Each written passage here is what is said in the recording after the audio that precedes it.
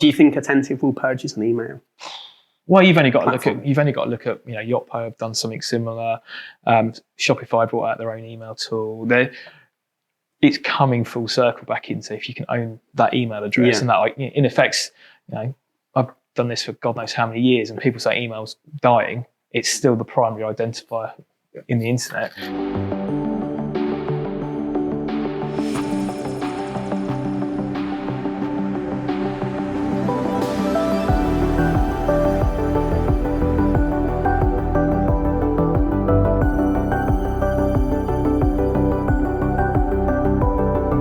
Today on the podcast, we have Phill Manson from Plus Digital, Liam Dean, the co-founder of For You Advertising, and Joe Marston, the co-founder of For You Advertising.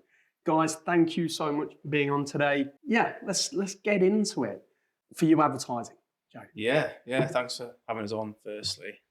So we were born less than a year ago now.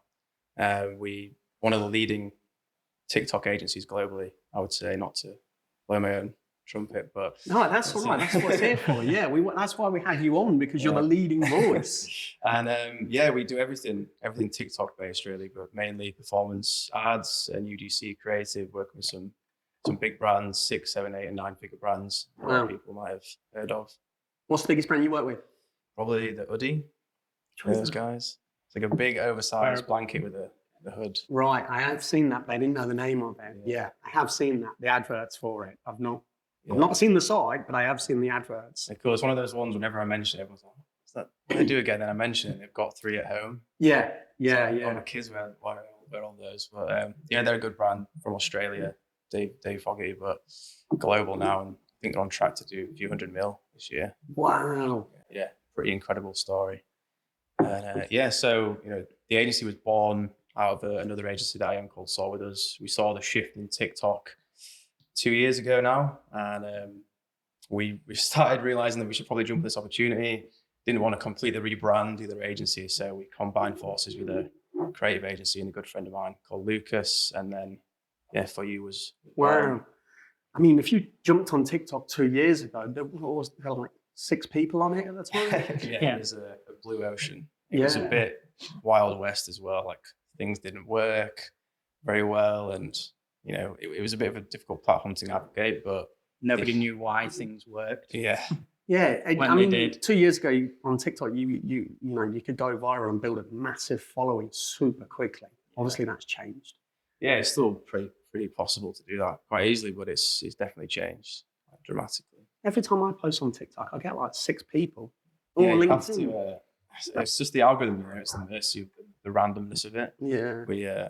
You just try post it again, seriously, with a different hook, and it might go viral. Yeah, I think it's my age. I think they look at me and go, "You're too old. You're not allowed on here. We're not pushing this post." So, what's your role within the business? So, I'm co-founder alongside Joe. Yeah. I mainly focus on sort of creative strategy and being the go-between between the performance side of things and the creative. So, using the data that we see in the ads, and then using that to advise the next round of creative that we use. So how much data can you get out of TikTok? Because obviously the reporting, it's not, it's not a mature ad platform like Google or even like Facebook's ad platform. So when I've looked at it for advertising for reviews that I've always struggled with the reporting side of TikTok. So how do you get more data out to make decisions? So the soft metrics that we use for creative analysis are all really strong. We look at like thumb stop ratio, 2-second video views, 6-second video views, and make decisions based on that. You can kind of tell how, obviously, conversions are your main indicator, and then the softer metrics define what makes a good hook, what makes a good body, what makes a good call to action. And then we also use a platform called Motion for creative feedback, and that sort of fills in the gaps between what TikTok loses. Yeah, no, that's interesting. Phill, obviously we've had you on before on the podcast talking about Klaviyo and how, Klaviyo has expanded over the last few years.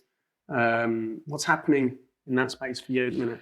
I think since we last spoke, I think we alluded last time we spoke that we were moving away from solely focusing on Klaviyo as an organisation, and we've now partnered quite closely with Bloomreach, Map, and we've even got clients on Salesforce Marketing Cloud, which is an interesting conversation. How do you get on with that? It has its challenges. Yeah, I have. Yeah, it's.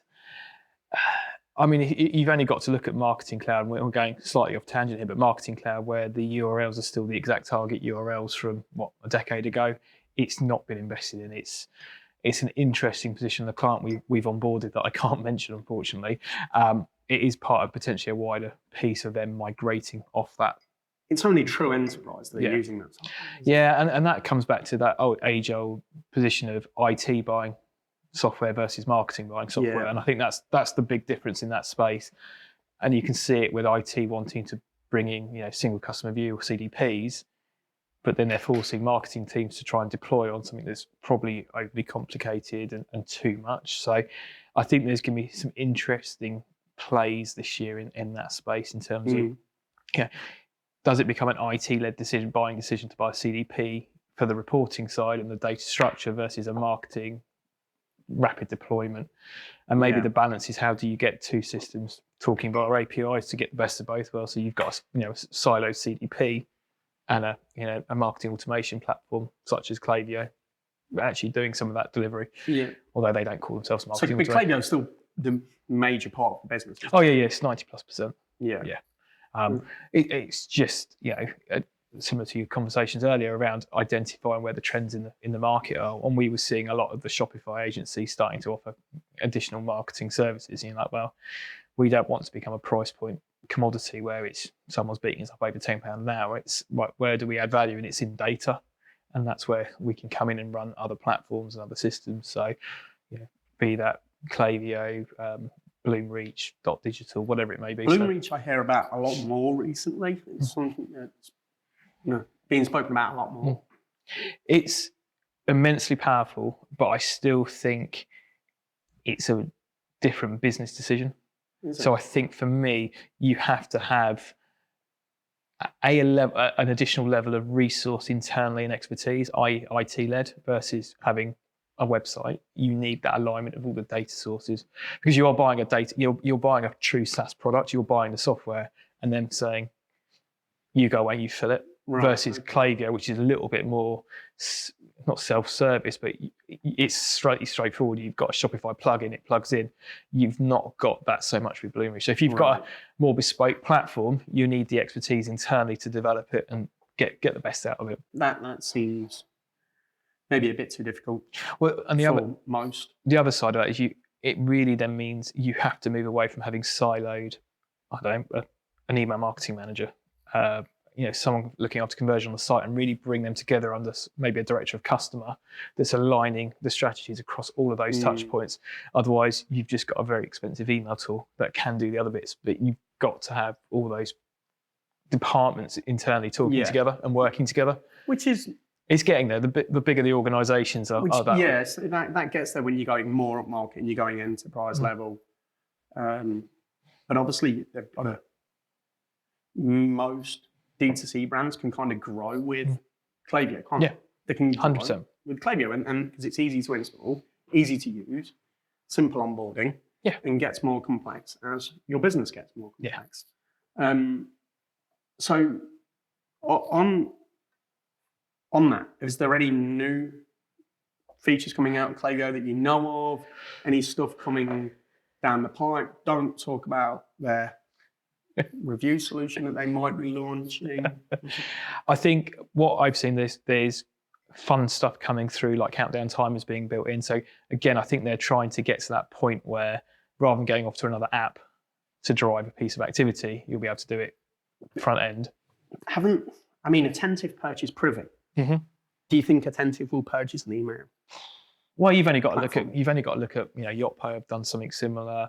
Shopify brought out their own email tool. It's coming full circle back into, if you can own that email address, and that, in effect, I've done this for God knows how many years, and people say email's dying. It's still the primary identifier in the internet. So if you can have the email address and own it, I don't see why not.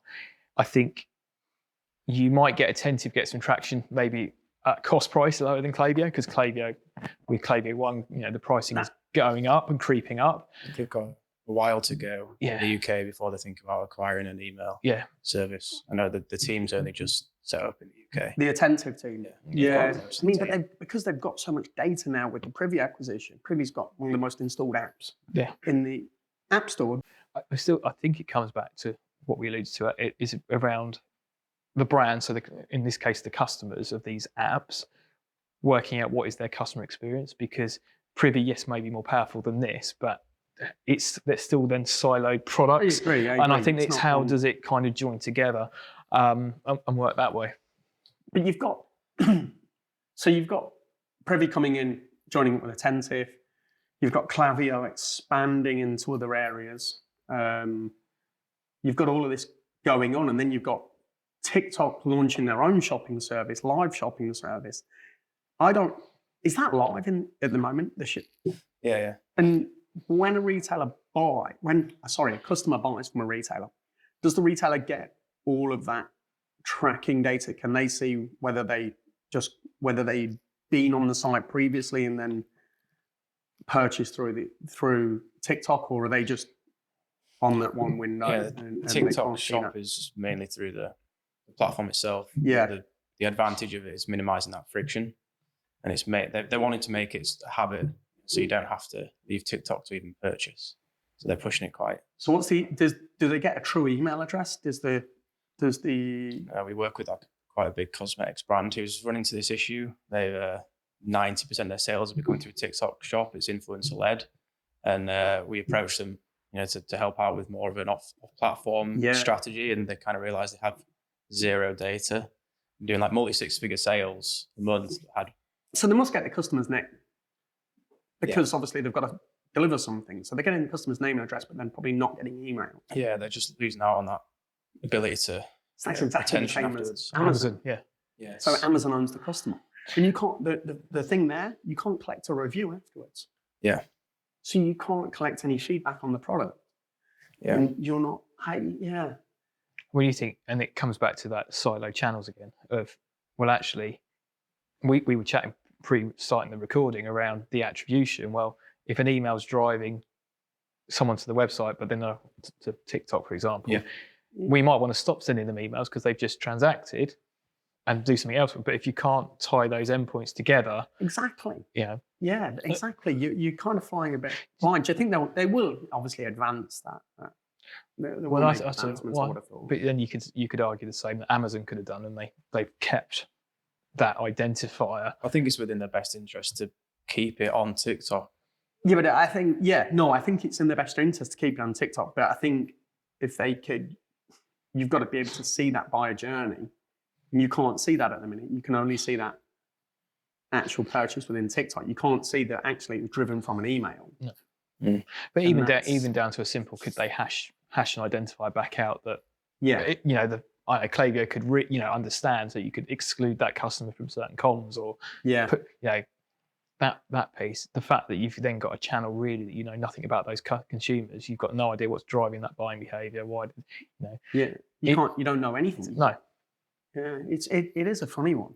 It is a funny one. I wonder whether, from a reviews point of view, whether TikTok maybe collect the review at some point and show that review within the live shopping element next to the brand. Yeah, so they have they do have the ability to collect reviews, and they show them within like instant experiences. Right. So I've never seen them on live shopping, but you can use them in ads. So who's a good example in the UK or the US of someone using live shopping? Well, US is quite new, so the UK was one of the beta live shopping. It's not available in the US yet. It's just been rolling out very gradually this year. Right. One of our clients, Dose of Lashes, is killing it with. Are they? TikTok shop. Yeah, you've got to have the right product. It's not for everyone. You're not going to be selling like Rolexes and. Beauty's brilliant, isn't it? Beauty, like your lower average order value products, things that you can showcase on a video. Just think like shopping channel. Like obviously, like a lot of people use TikTok. I would have thought Shein or someone would, or like one of the Boohoo, one of these fast fashion brands would be all over this. Yeah, Gymshark do really well. And I think they're 24-hour streaming. Do they? Yeah, and they're on like whenever I see. Wow. Yeah, there's some big players on there. It's a massive land grab at the moment. Yeah. And TikTok are really rewarding brands for using the feature in terms of like costs And how are they charging the brand? How are they doing billing? you just take a cut of sales to the platform. So it's like a commission. Yeah. So it's an affiliate commission. And what's the percentages at the minute? 5%. Yeah, Is it? I think it's probably negotiable as well with TikTok, but Yeah. depending on the brand size. But Right. I wonder whether, some more traditional retailers will get involved in that then. Because where. there's a lot of big players that haven't even thought about it yet. Yeah, that's what I'm thinking. It's the politics of the big corporates. Well, the big corporates always move slower. You're not likely to get, your big multinationals on there straight away. Take some time. What are brands thinking about compliance and data security with, that kind of that piece around they're not owning the customer, the data going backwards and forwards cross board? Is there anything kind of in that space that gets... Well, you've got the data all going to China. Yeah, That's well, I was trying to, go around that. Yeah, you've got, that is an interesting thing. With TikTok, you have got this data leakage to China, and China's TikTok and China are not the same thing, but maybe they are. We don't understand that. No. But I read recently about them having that heat button, the heating button, where. Yeah, I read a bit on that. I think they're claiming that it's not used to actually influence. It's more to help people's feed become more diverse. So they claim that 0.002% of your feed is made up of those heated posts. It's obviously just come out a couple of days ago, so I don't know. So what the heating button is a button that some TikTok employees can press that boost that post. Yeah, it's basically to track the big players on the platform, I think. But I think that just opens itself to bribery, because if I was, I'd be trying to find that team that had that button and going, please, I will pay you anything to hit that button on my post. I mean, you've just got to look at the Twitter files that are coming out with Musk at the moment around the FBI. Well, they had a unheat button. Well, yeah. Didn't they? It was basically a nuke button, I think. Yeah, I don't think they had a heat button. I think they had, this doesn't agree with my political viewpoint. Yeah. So I'm going to unheat. I think it's just like, in the sales conversations I have, because that's the majority of what I do within the business, US prospects, older demographic, are more concerned about it. Australian business owners are quite concerned about it. UK, I've never had any business owner mention the data thing. No. And any sort of like younger tech-savvy entrepreneur has never mentioned the China data thing either. I think a lot of it's driven by the media that people are seeing. I agree, but I do worry with it. I do worry with the data that. Well, you go back, a couple of years to the Huawei with the routers. Yes, that's. But my viewpoint with that is, okay, it's going that way. Whereas if you put Cisco routers, it's probably going the other way to the US. Yeah, but they have different. I do agree with that, but I don't know whether the US would be tracking the Chinese in the same way that the Communist Party of China does. Do you know what I mean? I don't know whether. Well, as we evolve through, central banking, digital currencies, and things like that, the option is there if they put those in to start doing exactly what they are doing there. So we're getting more and more tracks. And I think I think I mentioned this last time I spoke to you. When I first came into this sector, sending a basket abandonment email, people were surprised about getting it because they didn't know you could track that. Yeah. And then you go another little bit of time, and the fact that the email didn't have the products they were looking at in the basket hurt conversion. So suddenly that erosion of level of data that's about you on an internet session just becomes increasingly.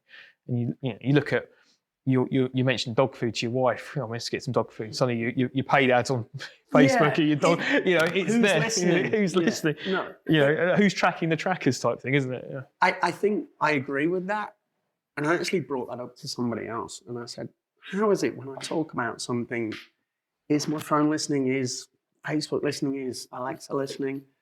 And they're like, no, it's just done an algorithm, and we can just kind of feel that you're making this. Probably searched it last week and forgot. So we can feel that you're looking for a new car.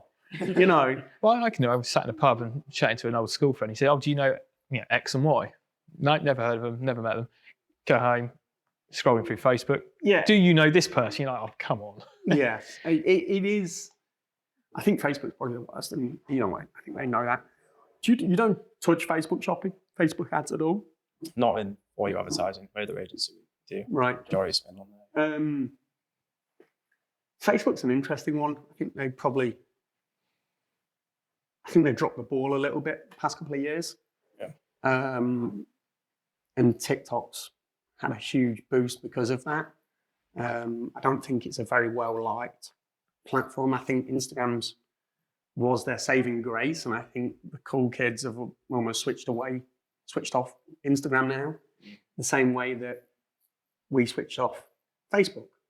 And it's kind of now boomers have stopped using Facebook, and Generation Z stopped using Instagram and never used Facebook, and now they're TikTok. So you've also got Be Real in the space.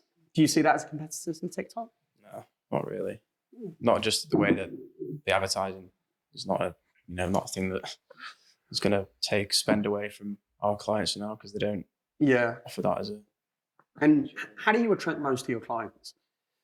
Mostly been through Twitter and referrals, TikTok, because it's such a new thing. Yeah. Someone mentions the word TikTok, and I got quite a good connection with the private equity company just because I mentioned the word TikTok, and he was like, "We need a TikTok partner come into the office. Like, please help us." And it's an easy sell right now. And a lot of people that I speak to, a lot of brands that will have like a built-out team for social, paid performance, and they'll try TikTok because they've done, spent millions on Facebook ads, and they think, oh, it's just a new platform. Yeah. And they get on there and they're like, wait, this isn't the same thing, and they waste money. And then creative's a whole other ballpark as well. So I think that's it. I think I've tried TikTok ads. I couldn't make it work. Twitter's the only one that I've actually made work after all, and LinkedIn. They're the only ads that I've actually made work over the years. But TikTok was probably the furthest out of my depth. I couldn't get really any conversion or any blend. Creative is just so important. Yeah. I probably didn't have the right creative. That's the part. It wasn't fast enough. Have you seen a trend in how the creative looks over the past couple of years, and what's the hottest trend right now? Well, in terms of creative in general? Yeah. Like how everyone was doing the sped up videos, and like everybody, It changes so quickly. It really depends on the brand, Yeah. There's different themes of UGC that we have, like unboxing, testimonial, your trend based, but there's a new trend, there's a new sound every week. So being able to execute on those trend based. So you've got to hit that new sound. Yeah, because otherwise you look a bit stupid if you're like running an ad that's trend that finished a couple of weeks ago. People pick up on that, and comments are quite. People don't hold back on TikTok, so they'll definitely let you know. Yeah, they're not filtered. They're expecting a lot from the brand. Yeah, I think you can use your comment section almost as like free content ideation. So you kind of want to let your comment section guide what people want to see, because they'll tell you if they like a video, they'll tell you if they hate a video, they'll tell you what they like about your brand, they'll tell you what they hate about your brand. And then if you can create responses to that, you're going to get more engagement and just snowball effect like that. It's probably, sorry. I can see that.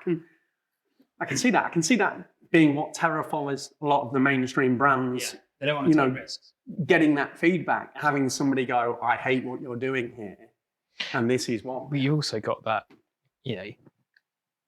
the traditional businesses, I think of a couple of large, almost bricks and mortar, where it takes a year for them to plan an ad campaign. Yes. They've got to be turning something, it's got 55 rounds of compliance to go through before it's even thought about being filmed. And you're probably doing something in 48 hours. Yeah. Even quicker, I think. Try to be. It's hard to talk to those enterprise level companies. But TikTok have some really good support on that. They've got all better than Facebook, for example. Like they've got a full enterprise team that we're partnered with that their whole job is to make it easy for these big platforms. At enterprise level, who's doing a good job? We work with a brand called Turtle Bay. Yeah. You know those guys, Yeah. restaurants, Essence Vault. We're not doing the organic. Yeah. Oh, you're not doing the Doing organic, paid you're only doing ads. paid. Right, okay. Yeah, just paid ads. And are they doing it per location? Can you get right down to a geographic? It's not as sophisticated as that at the moment. We're doing it sort of citywide. That's the only level geotagging that you can get. You can't get like postcodes like Facebook. Right, okay. So you could do TikTok just for Leicester, Turtle Bay. Yeah, essentially, the whole point there was to either try and pump traffic into restaurants that potentially weren't getting that many bookings, or just give brand awareness to new restaurants, as well. So yeah, we go citywide there for any new openings. Wow. Yeah. And does it obviously help with the bookings? Yeah, we ran a campaign that was building up an email list, actually, was the main thing. And it was extremely cheap to get a list, yeah. Wow, that's really interesting. I've not even Definitely thought about that. strategy I would say people are just not even thinking about, because it's so cheap. CPMs are like 5-10 times cheaper than Facebook. Yeah. Getting qualified signups for under £1. And my eyes are lighting up. Yeah, I've got to get back in. I've got to get back in, honestly. but that, you mentioned before, like one of the new creative trends, I think it's something that Facebook and Instagram are probably kicking themselves massively over, the comment reply feature. Yeah. If any brand owners or agencies listen to this and hasn't tried that. So what is that? So you can basically show a comment like as a little sticker in a video and run it as an ad. So, and you can fake it, obviously not ethical, but you basically just comment one of your FAQs and then reply to that as an ad. And it's just an incredibly a powerful way of showing. Right. So someone might comment some abuse. If you can turn that into a positive and show a feature of the product that refutes that, it's really powerful. Because if someone's asked it, more people are asking themselves it. You're kind of handling the objection. Yeah, exactly. Yeah, you're nailing off that objection really quick. Authentically as well, and it shows a level of transparency that I don't think you would get on like an Instagram and Facebook. Yeah, I like it. It's that endless creative. Sometimes you don't even need to think about a creative strategy. Just look at your comments, and it can give you a month's worth. Isn't of it content. mad that obviously TikTok, what it started as and what it is now, musically to where we are now, and we're talking about TikTok ads and like that. That amazes me, the evolution of this brand. Yeah. Um, They've just implemented things really quickly, and things that you kind of think, why didn't Instagram do this? Yeah, they should have done that. And they're probably having too many meetings. Yeah. Definitely. Too many meetings. Yeah. How right? Here's the thing. I've been involved in tech for years. How are you going to stay current? Obviously, you guys are the cool young kids at the minute, but as you get, have you thought about, right, I'm going to have to make this transition at some point? And what are you doing to make that? How are you learning to become more of a professional, seasoned agency owner? Are you reading books, podcasts? How are you learning? Yeah, you've always got to have a mentor. Have you? So have you got mentors? Yeah, I've got a few consultants, mentors, and that sort of thing. Right. And just Twitter's like a gold mine for everything. Yeah, it is. It is. You can count people on there as a mentor that have never spoken to you, I think. 100%. Just so good information. Even talking to competitors, that's one thing that I've probably neglected and learned now is, don't try and be a secretive and don't speak to your competitors. Just try and be friends with everyone, really. Yeah. Maybe you pick up stuff and everyone's happy to share stuff. So, yeah. I think we've all been through the same challenges. You don't know what you don't know. That's it. I mean, so, yeah, I've always tried to keep, obviously, and that's the thing. I tried to learn, and I've tried to learn in lots of different ways. And at the minute, I've gone for a big transition at the moment with the buyout of reviews, and I'm having to learn how to be a CEO of more staff. And I'm having to change my skill set again. I'm having to read books and podcasts and trying to, get more info on how to be more of an enterprise level CEO, a big CEO of a bigger company. But yeah, I just want to, you know, what you're kind of reading, where you're picking up that bit. I can see Twitter. Twitter is obviously a massive resource. Yeah, we found people. One of our mentors, coaches, they've sold agencies before. They now coach agency owners. We spoke potentially bringing on a guy as an advisor who sold an agency last year for, you know, some big number. Just trying to find those people that are like 5 years ahead of you, I think. That's it. And they can help you on that journey and give you advice on how to get there. Yeah. Where are you in your journey with Pass at the minute? I mean, I know you've been through the pandemic and now you got bigger and then you... Yeah. You talk to other agency owners, we're probably talking the same. So first time we met today, we've probably got mutual contacts across the board. You talk to those guys, we're probably 2 years ahead of where we should be in terms of size, turnover, etc., which is not without its challenges, because suddenly you feel like you're running to stand still. I think it is talking to people and realizing you have to take advice, and it's not a bad thing to take advice. Just because you've got from A to B, it doesn't mean C is going to be a linear journey. You know, there's a great book, Stand Out or Die, Gareth Healy, I want to say. Really good, interesting book from an agency owner perspective. Agencynomics is another good one. But I think it's just having conversations and going, actually, do you know what? It's not a bad thing that revenue's flat month on month or quarter on quarter.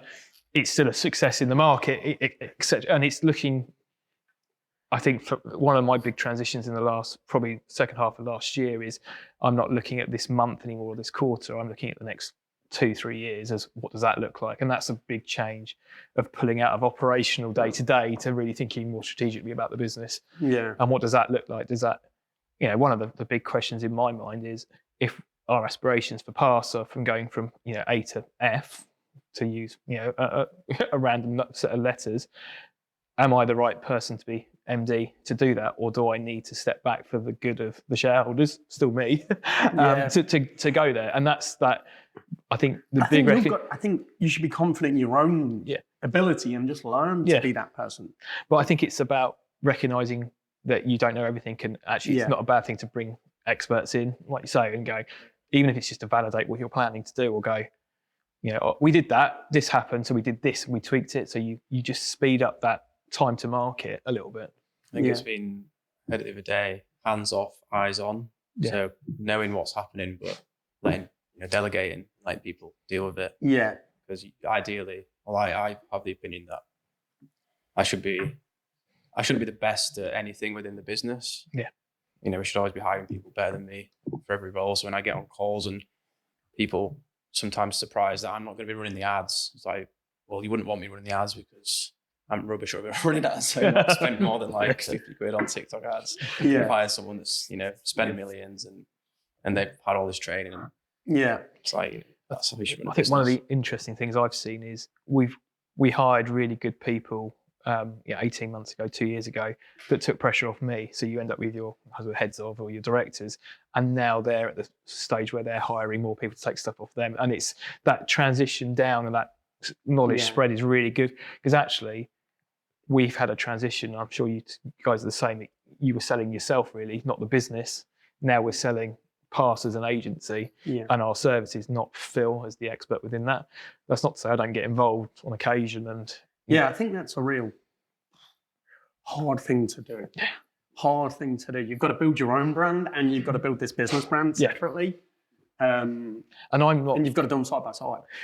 I'm not one for blowing my own trumpet. So I find that kind of some of that stuff on LinkedIn or Twitter quite hard, because what I think we do isn't it's good. It's very good in some areas, but it's not breathtakingly new. It's expertise, strategy, deployment, rather than something new and shiny. And sometimes we just do it without even thinking about it, and it's great, but we don't talk about those little wins. And actually, all those little wins add up to a really big positive change. Yeah, for me, I kind of probably post too much. And something you mentioned a minute ago is the conversations with competitors. I've always been a massive advocate as the more conversations you have, the more profitable you'll be.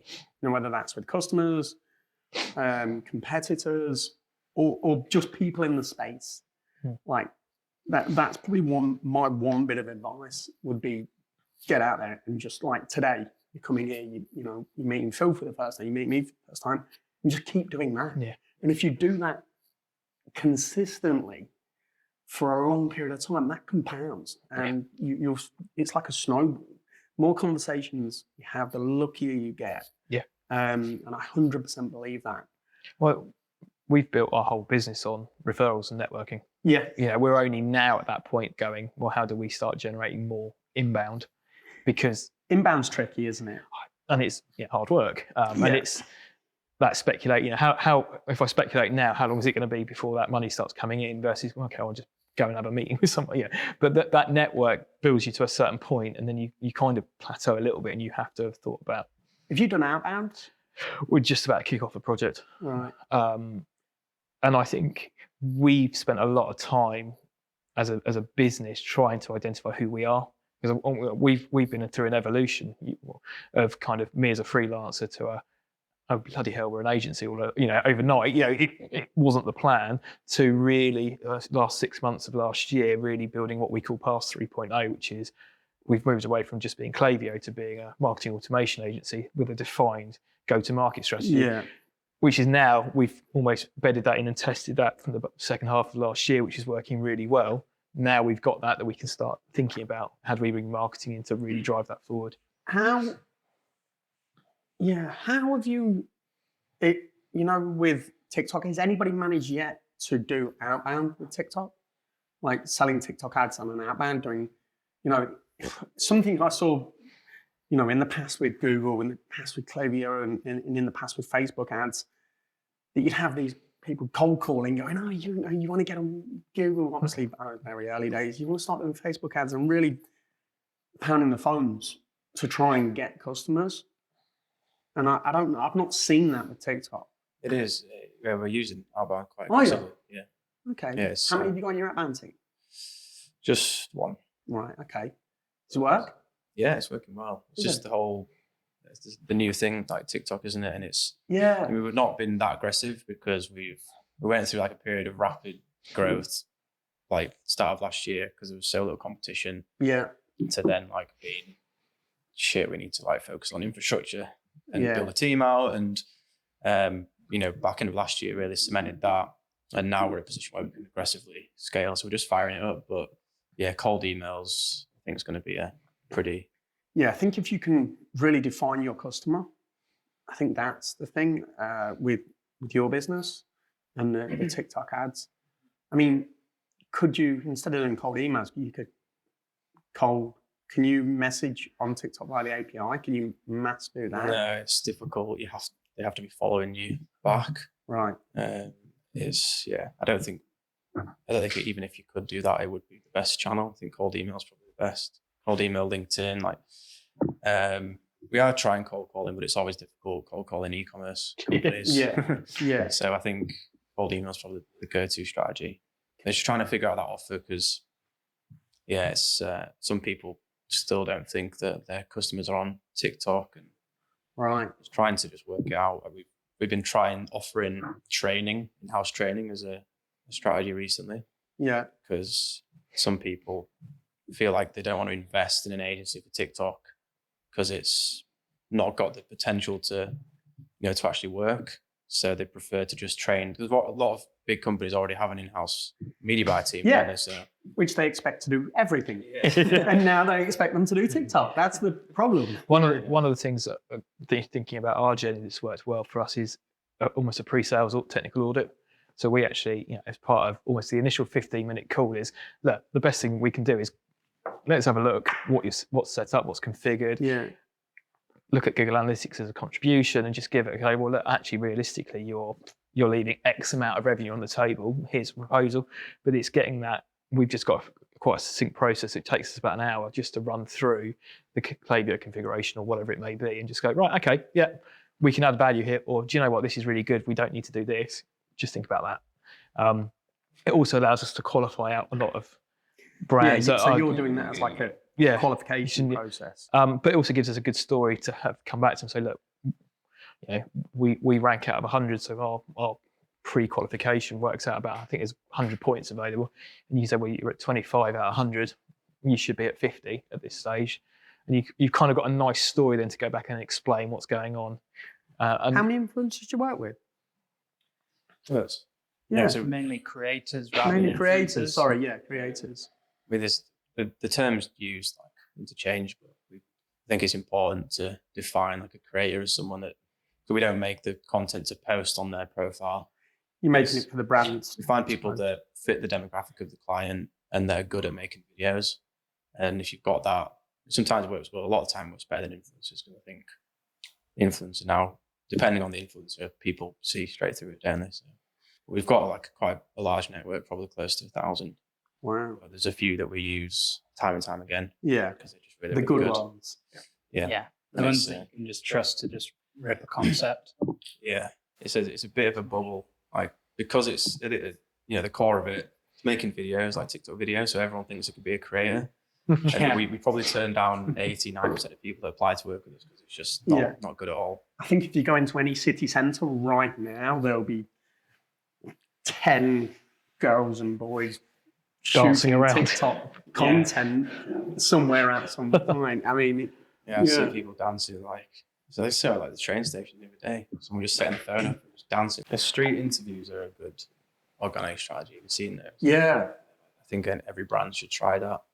right. So I think people are getting clued up to the fact that it's like you see one now and you stop scrolling. It's really authentic content, isn't it? And unpredictable. It's, Yeah. Yeah. A lot of funny moments on the videos. Yeah. I think what we found is it's difficult to find someone who wants to do the interviews. You have to have a bit of a character to do it. But Yeah. if you can do that as a brand, you can find someone to do that.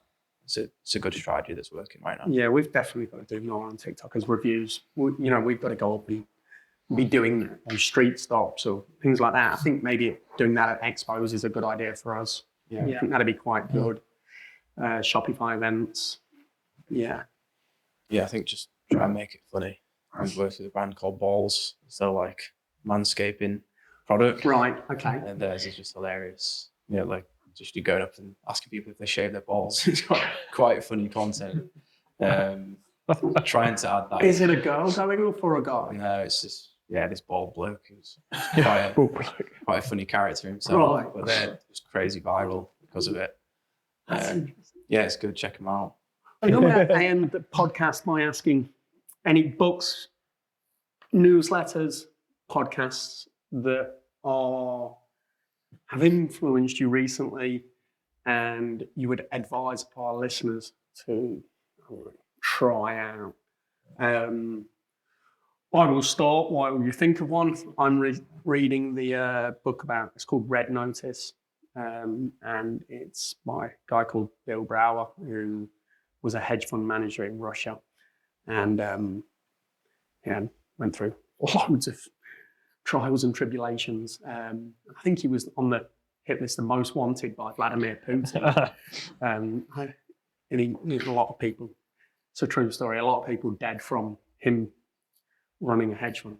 Jesus. Yeah, it's a crazy book, but it teaches you a lot about business in Russia and the mindset of is that your next expansion then? I'm definitely not going into Russia after reading it. I'm like that. Send somebody else. I won't even fly near Russia after reading that book. Sounds like a good Netflix series. Yeah, that's definitely it's called Red Notice. It's definitely got a Netflix series all over it. And it'd be mad. It'd be like, it's a true story, but it's definitely got Netflix rights all over it. I think I mentioned it earlier, but I'm working my way back through Stand Out or Die by Gareth Healy. So from an agency perspective, it's a really interesting mantra that we were looking at of, similar to you. I think I'm never satisfied. I'm always looking for the next thing. And actually it works really well that you don't want to stand still as an organization. You want to stand out.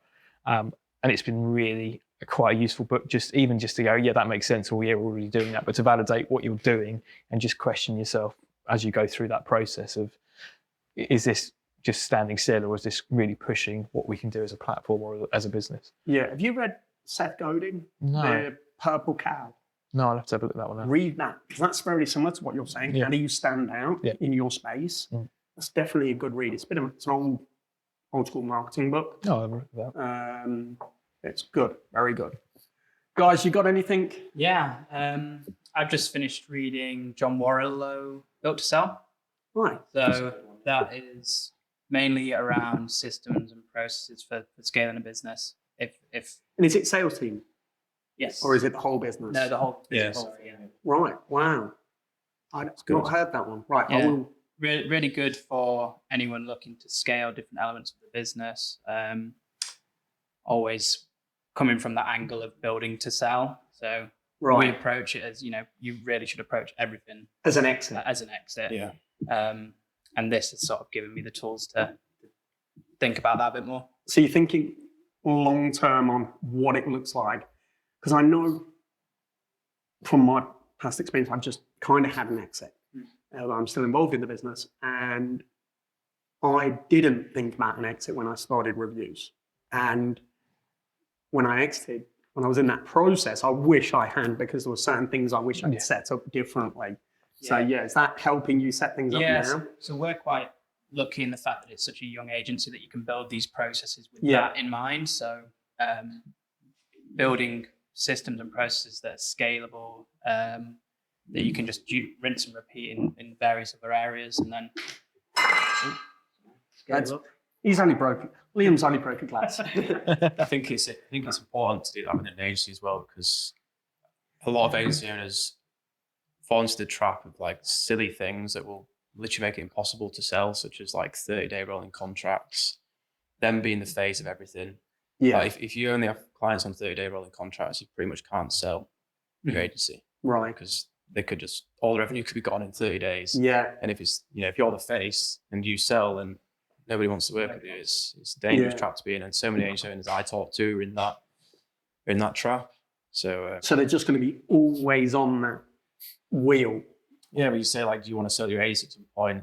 And then you ask them, how many clients have you got on 12-month contracts? Oh, we don't do 12 months. We don't do 6 months. We don't do 3 months. So you can't sell Right. the agency most likely. Yeah. Then recommendations. Go. Midnight podcast, hosted by a friend of mine. It's quite good. It's quite a new podcast. It's e-com marketing. I'm going to get that one. Midnight podcast. Hold on. I'm going to write it down. Yeah, it's loads of like people in e-commerce that you might not have heard of, like young kids that do like crazy numbers, and guy's got a good network.